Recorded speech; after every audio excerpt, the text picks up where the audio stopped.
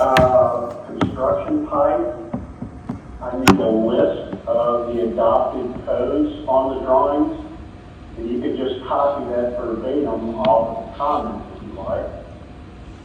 Looking for a life safety plan that shows emergency egress locations, egress capacities, etc. Brian can maybe elaborate on that when he comes up. Let's see, plumbing fixture count, need an occupant load, determine what the required number of plumbing fixtures are, wall details, finished ceiling height. The restroom has got to be ADA compliant, so we'd like to see an enlarged restroom plan that shows all of the required clearances and fixture mounting heights and locations.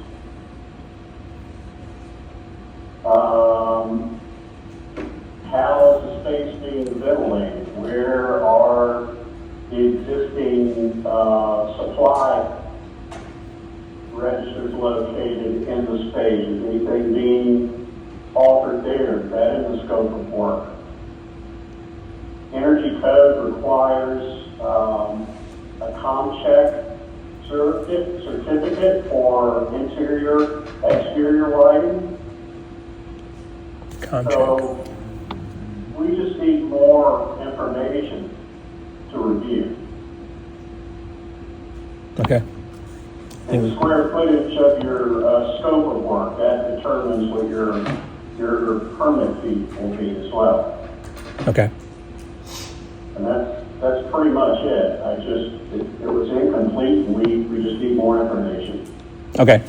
Kevin and both Brian's, I just forwarded you that their updated plans that they brought with them today. I think Kevin, a couple of your things maybe answered in what they would have to, I guess, submit in the future. But I'm not sure if you have anything else to add to that. If you had a chance to review. Well, thanks, Court. It needs to be formally scheduled for a plan re-review, then we'll take the time to look at it again and see what comments have been addressed, and we go from there. I mean, I don't think we've got time to do a virtual plan review here. No, we're fine, yeah. Well, if you know on your updated plans, if some of those have been completed, then just Right. make sure you follow up with them. Yeah. And I'll go through his list to make sure. We're taking notes. It's all spelled out in his comments on your plan. Okay, perfect. Okay. Perfect. Did you have any questions pertaining to the building? No, I think we're good on that, so. All right, Brian, Brian Hall, looks like you're up next. Yes, so my comments are going to kind of follow along with this. Once you provide just some more detailed information, like Kevin said, I'm looking for a life safety plan. Just shows egress calculations, occupancy numbers, travel distance, just make sure all of that is sufficient for the space. If you can show that on the plan, show those fire extinguisher types and locations when they 10-pound ABCs at each exit door, and then spaced accordingly throughout. And then the plans that were submitted, the ramp, it noted the ramp, but the dimensions were not there. That ramp, along with the bathrooms, as Kevin mentioned, will have to be ADA compliant if it's in place. So we just need slope, width, handrail height, all of that to evaluate for ADA compliance. So if you can just add some more detail to what you've already got and follow along with those, and we should be okay. Now, we're making a switch to steps on that. Ben, we do have ADA restrooms in both suites and two front doors. He did all the research on it, and it does pass. How does that sound to you guys? Did you hear that, Brian? I did not. Do you, Yeah, so we're actually switching gears and going away from the ramp and going to a step with a handrail. Because we have an entrance on both suites and two ADA restrooms, ADA restroom in each one. yeah, I just want to make sure that's okay with you guys. Did you hear that? He's going away from the ramp, Brian, and doing steps Yeah. and adding the rail.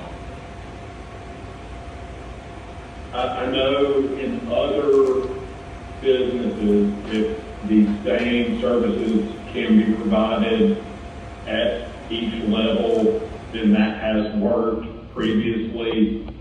Just note that on your plans.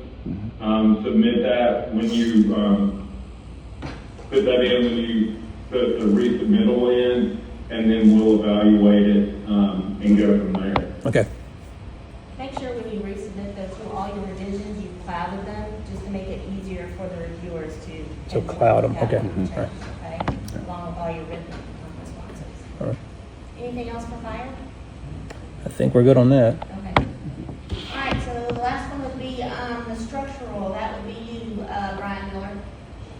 Yeah, I didn't have anything specific, same as Kevin, basically just submit, final plan, sign and sealed. And that way we can review everything. And there may not be anything structurally, but, at least we can take a look once it gets submitted. Okay. Y'all have any other questions? I think that's it. If we got everything, we've got our notes. I'll jump back in real quick. Okay. Hey, so that building is sprinkled. I know that you have mentioned some walls being changed, things like that. Keep the sprinkler layout in mind. Make sure that that doesn't impact any sprinkler heads. If you put a wall up and it's too close to the sprinkler head or anything impacts up, then that would be more work to move that sprinkler head. So just be mindful of that as you lay this out. Yeah, yeah. Thank you so much. Yes, sir. And if I can follow up with that, if you do see that alterations are required to the sprinkler system, please do not submit a fire sprinkler plan for permit until after the building permit has been approved.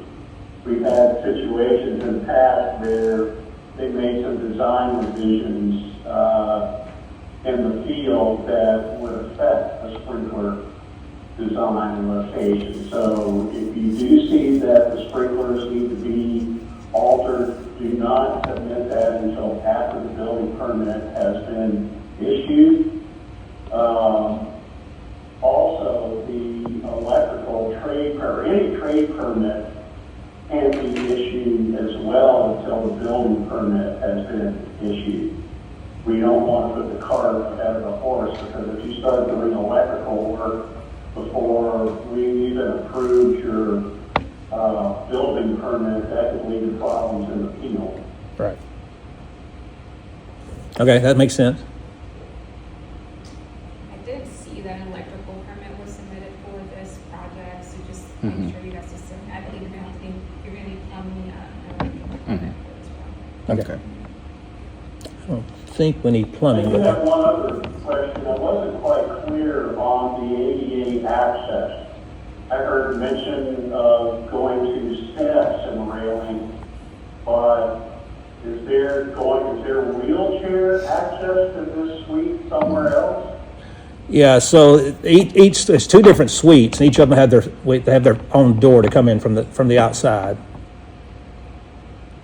Gotcha. So you enter, like if you were looking on plans, you're entering on the far left where the restroom is, and you go back over to the right and go up that ramp. That's your access into that suite? Yes, from the Is that outside. the one you were talking about doing away with? I think I'm confused. So, on the sidewalk just outside of the front of the building, there's one door for each suite. As you go into those doors, both you have direct access with no need for steps or ramps to a restroom that's ADA compliant.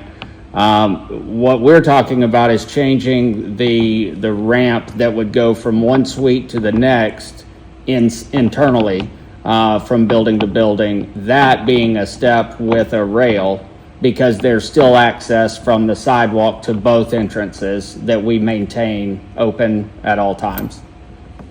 Okay, thank you. Absolutely. That's what I was gonna say too.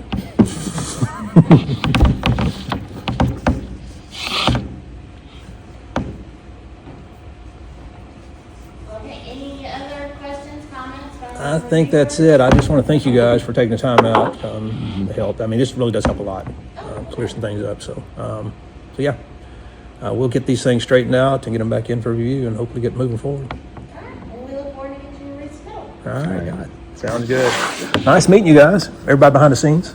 Didn't realize there'd be people behind the scenes. So Yeah, sometimes these meetings can be a little intimidating when you get. you realize you're think? coming into a room. Yeah. This is how we need to interview people. I was like, wait a minute.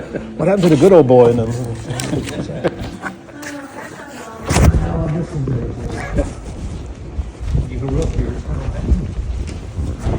Thank y'all.